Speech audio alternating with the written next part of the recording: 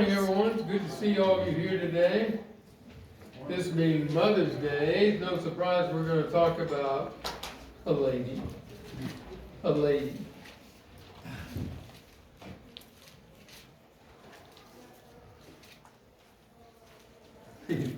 When I think about Mother's Day, I remember Ma Kettle. You remember her? Of course, some of you may be young, may not be there, remember about Ma Kettle. I wanted to somehow incorporate that in this, but I couldn't. I don't know why, but I couldn't. So let's talk about a lady. What is a lady? Let's turn over to Proverbs 31. Let's grab a verse and let's examine it. See what it says in verse 26. She speaks with wisdom, and faithful instruction is on her tongue. What an interesting picture we have in this particular verse. She speaks with wisdom. How does she speak with wisdom? You know, there's wisdom, and then there's wisdom. There's wisdom of God, and there's wisdom of Satan or lies or the world, however you want to figure it. Most of the people out there follow lies. They think they know what God wants. They think they know how things are supposed to be. And yet God has designed this for an optimum life. And He has set those laws so that we can follow them. And she is going to be speaking with wisdom. And she is going to be, because she is following God. Faithful instructions are on her tongue. She's careful in what she says and how she says it. She is making sure that she is giving help to all, guiding those that she loves, those who even turn to her and ask her for help. She instructs them. She watches her words. She tastes her words before she says them to make sure that they are proper for the person she is giving them to. I remember my father used to say, taste your words before you say them, you might have to eat them. Yeah. And so what we can tell by this particular verse is that she is the model of a true lady. She's speaking by wisdom. She's following God. She has instructions for all on her tongue. She's not bitter. She's not criticizing. She's not hurting. She's trying to help everyone who stands there with her. Even those she just runs across, somehow, she is kind to them, speaks to them well, gives them good, encouraging words, helping them in however it is. So we understand the model of what a lady is. In fact, wouldn't it be interesting if we were to take a poll and figure how many women there are who could be called a lady? Wouldn't that be interesting? If for the most part, women today, in today's world, I'm talking about young women, have such a foul mouth, it is unbelievable. There are many times I would like to pass on some information people say that is so spot on, but I can't repost it because of the vulgar language in it, even though I want to. And I'll write them and tell them, I wish I could repost this, but I can't because of your choice of words. And they'll write back, it's just your problem, not mine. What we're talking about is a lady. And every young man thinks his mother is a lady. The kind of person who he looks up to. There was a song years and years ago, years and years ago. It went like this: I want a girl, just like the girl that married dear old dad. She was a pearl. You remember this? And the only girl that daddy ever had. Boy, wouldn't it be something today? Wouldn't that be interesting? And when I grew up with my parents, which was normal unless you're adopted, but when I grew up with my parents, they always loved each other. My mother would wait on supper until my daddy got home. If he was working late, we all had to wait. She would keep things warmed up. She'd be coming in there worried about it. She'd be looking out to see if he's coming, because she knew that he had, it was a storm or something, and he was a lineman.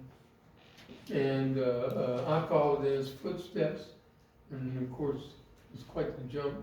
But anyway, and I did the same thing, enjoyed it. But she, as soon as they came in, she would go straight to him and they would kiss. And I never forgot that. Things are more caught than are taught from children, by children. So be careful who you are. Consider who you are. Consider what you're doing. A lady is one who is following God's set of laws for an optimum life. Let's take a look now right there. You don't have to turn too far to verse 25 in Proverbs 31. Look what it says there. She is clothed with strength and dignity. She can laugh at the days to come. Whoa, what a thought process. What an interesting statement is made. And here's the reason why. God's wisdom teaches her how to be in control. She's in control of herself. Hey, you want to learn patience? Have children.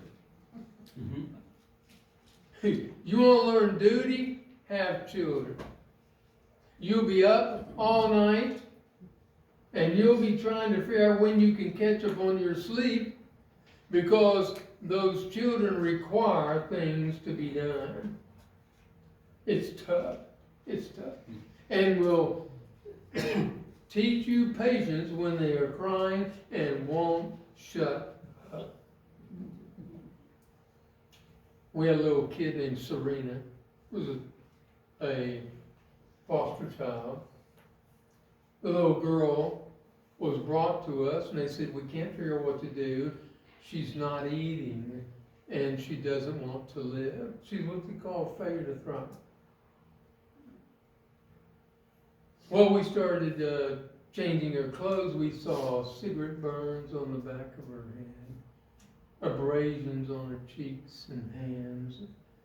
And we realized once she didn't want to live, this is just a cruel world. A cruel world has to learn to control themselves and their own actions, or they will continue to make it a cruel world. One of our founding fathers says, this is the nation we have started. If you can keep it, the only ones who can are those who control themselves. And we've seen a lot of people come in who are not in control at all. They haven't been taught that. They don't know how. God's wisdom and man's wisdom are not the same. God's wisdom brings love and grace. Man's wisdom brings foolishness and wickedness. And we see that today. So God's wisdom teaches you how to be in control of yourself. The lady is in absolute control. You remember the movies, you probably saw them, and the girl would put a book on top of her head and try to walk across the road, I mean, not the road, the room, and she was wanting to keep this book totally balanced on her head. What's she learning? How to be in control of her body. Your mind is what controls your body. What you believe to be true drives your behavior. God believed that so much, and look at this. Here's 30 verses of the 68 available of all the times in which God says, be about control. Make sure you're in control. Now, I'll give you an opportunity to take a picture of that. And you can go home and study out those verses. Very good little thing for you to do this week. And see the importance of a person being in control. And let me tell you something, mothers, as well as fathers, but I'm not talking to them today. Anyway, you only have about 18 years to change a barbarian into a citizen of heaven. That's why God gives you these children so small, so you can grab them up and take them out. I was taking my son, and we were walking out of the store, and he was looking back at his, and he's saying, "Please help me, all of it. Please help me. I don't want to go out." The reason he was taking him out was because he wasn't doing what he's supposed to do when he got in the store. And let me tell you something. It took great patience not to prove my point when I got to the door. All I did was sit him in the car and make him stay there until everybody else was through shopping. We had a little saying. We had little sayings. Hands in your pockets. If it isn't yours, don't touch it. If you turn it on, turn it off. You ever had these little things? You teach your kids these things? Okay. Constantly God tells us to be in control of ourselves. You know, some of that control is fear. And anger, which a lot of people show, is because they are afraid they're not right, afraid they're losing their control, afraid they're losing the understanding of the situation. And that fear shows up in anger. It's no surprise children are going to be angry at you. They're going to tell you, "I don't love you. I never have." And you say, "Oh, well, I love you." And a few minutes later, they don't even remember they even said it. A lady is in control of herself. And here's a key verse for you. "For by the grace given me, I say to every one of you, do not think of yourself more highly than you are." Did you catch that? But rather think of yourself with sober judgment in accordance with the faith God has distributed to each of you. You know God exists, period. The whole world knows it. I guarantee you when they have a problem, they fall on their knees and pray to God. Even atheists and communists did. In fact, everybody does. So understand this. Take that from their beginning and build within yourself a person who is desired to be around, a person who is in control of himself, a person who raises children that other people want to be around. Can you imagine? Instead of one that comes over and uses your furniture for trampolines and jumps from room to room by furniture. You see them at the restaurants, and they're sitting there screaming about what they've got to eat, and even going over to other people and grabbing food off of their plate. Can you imagine? Yes. And then when they grow up, you know what they do? They get mad at the people who are across the counter, like this one woman did. She said, "This coffee's too hot." Then she threw it in the barista's face and blinded him permanently. Burned him so bad, his cornea.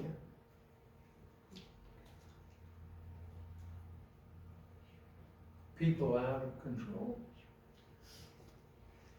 But if she follows God, she's in control. You know what it takes to be in control? It takes someone who is wise, someone who has died to themselves and allowed themselves to be under the control of God. Now, the lady is full of wisdom that directs her steps. That doesn't mean she's always walking, certainly away from you. I would holler at my wife, "Where are you?" She said, "Well, I'm back here in the closet shopping." No, it doesn't mean that. It means that she's going to be careful where she goes and careful of what she does. A wise woman does not keep her wisdom to herself. She shares wisdom with the world because she knows that through wisdom, many lives can be transformed. How in the world is the world supposed to know unless those of us who have the truth show them? They can't fathom it. They don't understand it. You know, when you go to learn a new language, and the first thing they do is they give you a few little pieces of paper and you cut them out, and it's got words on it that you have no idea what they are. And you look over and it says, "That's a refrigerator. This is a refrigerator."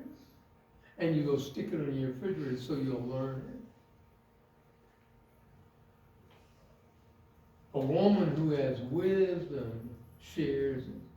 She shares it with the young ladies so that they can know and be able to be happy in their lives, of how to deal with their husband, how to deal with their children, how to deal with their job, how to deal with their neighbors, how to deal with everyone. She shares her wisdom so the world's lives can be transformed. She carries herself with dignity, not worry. She carries herself well. She is proper. She is modest. She's making sure that the things that she does cannot come back against her. Most people, if they tell someone they're a Christian, there isn't enough evidence to prove them right. Sadly. I remember a story about a policeman. He pulled this lady over, and the lady looked up at him and said, "What are you pulling me over for?" He said, "I'm sorry, may I see your registration?" "Yes." "Can I see your ID?" "Yes." He said, "Well, this is your car?" She said, "Yes, of course it is." He said, "Well, I didn't know, because the person who was driving is cutting in front of people, cursing people, giving them the finger, and on the back of your car it says, 'I'm a Christian, love Jesus, care about other people.'" See what I'm saying? The two didn't go together.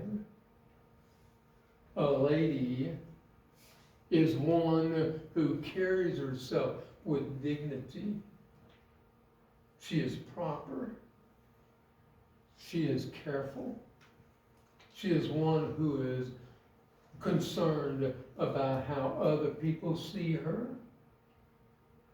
She's going to go do a job, so she goes to a job. She's concerned about how she's dressed, so that it doesn't cause problems in the workplace.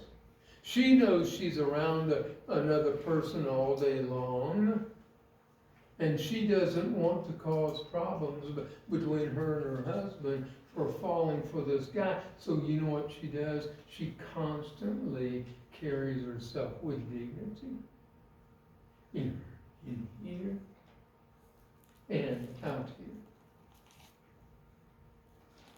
here. And she doesn't worry. You remember what the definition of worry is? Assuming responsibility God never intended you to have. If you can change it, change it. If you can't, what are you doing worrying about it? It's worthless. Pointless. Be a lady. Be the kind of person who carries himself well. And you know what's surprising about that? A lady is happy. Why is she happy? Because she knows that what is happening around her is not about her. She's happy because she chooses to be happy. Not because of some condition she's in.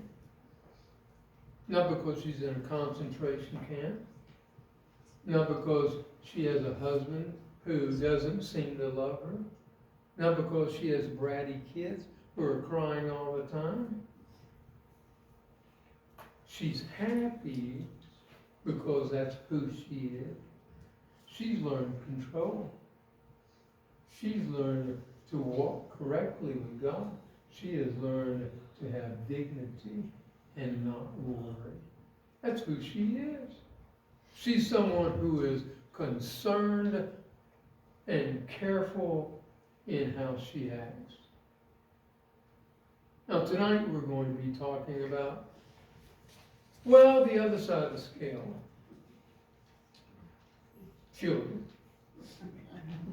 Not the lady, but children. And by the way, guys, your day is Father's Day. We'll talk about you then. So ladies, be present for that. And then let's turn over to Proverbs 12, verse 4, and see what he says there. I love the book of Proverbs. By the way, the book of Proverbs tells you the character of a godly person and the character of a fool. And a fool is one who doesn't follow God. Let's take a look here now at chapter 12 and verse 4. A wife of noble character is her husband's crown, but a disgraceful wife is like decay in his bones.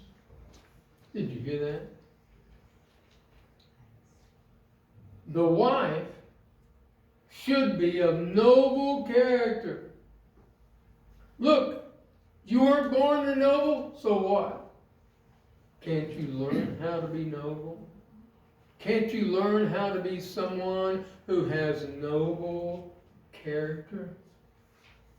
Can't you start to see who you are and how other people are treating you and whether or not they enjoy you being around?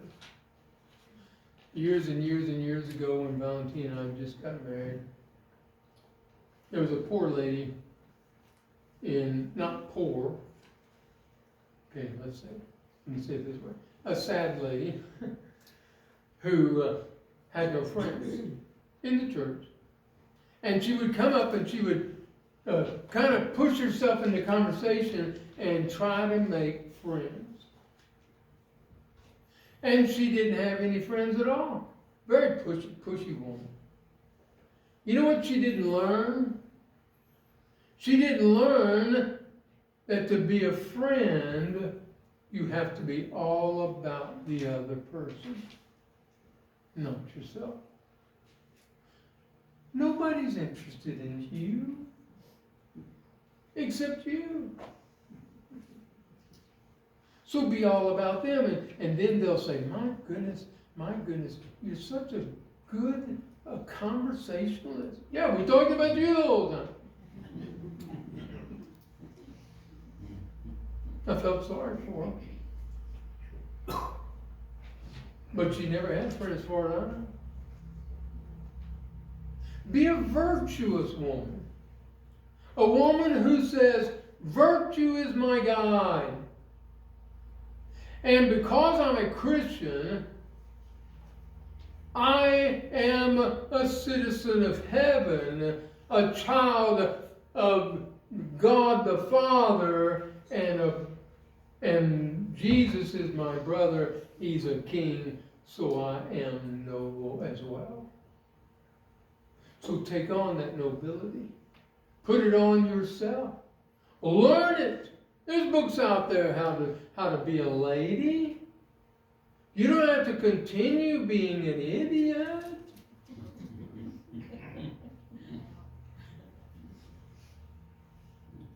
You know the difference between an idiot and someone who is ignorant? Ignorant means they don't know. An idiot, they know, but they don't do it. So, become a virtuous person. Become a noble character. Become someone who is greater value than those things the world thinks is of value. Like rubies or gold. And you know, all those things that they think that the world thinks is valuable is kind of cold. You ever grab a piece of gold? It's cold. Silver, it's cold. Jewels, they're all cold and kind of hard. Be someone noble. Surprise everybody. And become greater than you were. And also, she is the crown of her husband. Wait a minute, I know I lost you right there. But you've got to understand, every husband longs for his wife to be his crown. What we're saying is, my wife is going to make my life or break my life. And it's not about happy wife, happy life. No, you can't just placate her and buy her everything. Your life is still miserable because now you have to work 2 jobs. It's about enjoying being with her. I love this picture.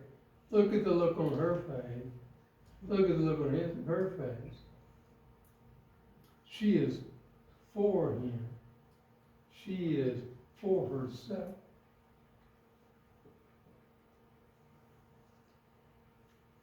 You're the crown, like it or not. And all crowns have some kind of cloth on them.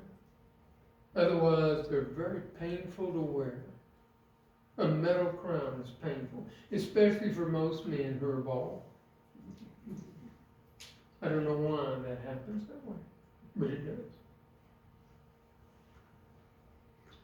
But the threads in the crown of the man is by duty.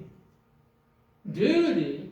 Why are you telling me I have to have duty to be a good wife? Because you have to control yourself. You have to be of strength. That requires working out on whatever it is you're working out. It requires having dignity. None of that is a weak woman. You've got to take care of your husband. And even at times train him to be the man who takes care of you. And you don't get that way by nagging. You remember that show with Clint Eastwood, The Gauntlet? And at the end, Clint Eastwood gets shot. And the woman's all upset because he's going to die. And she hollers, "Don't you die on me, Shockley! Don't you die on me! You hear me?" And Clint Eastwood wakes up and says, "Nag, nag, nag."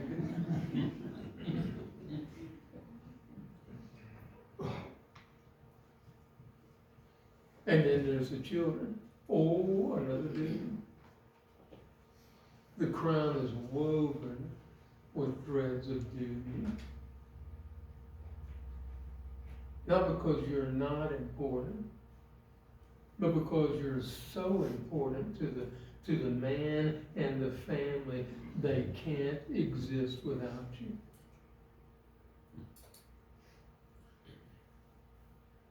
There's too big a hole.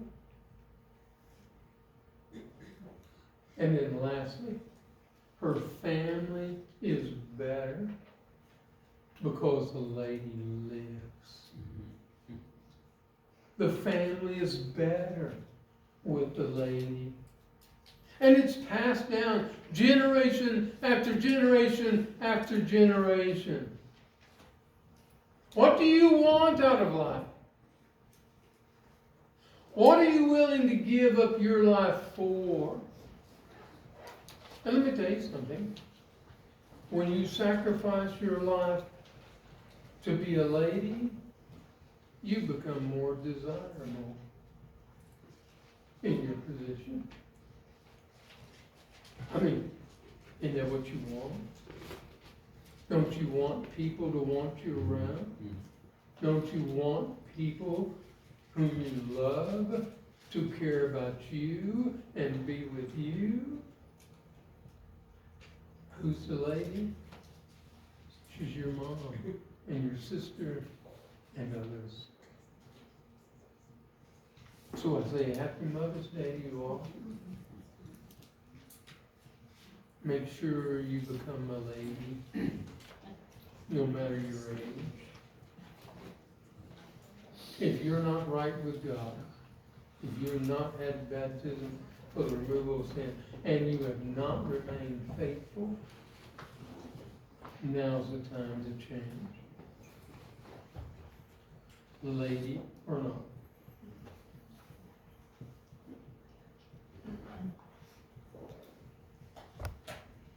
And you can do so as we stand and we sing this song together.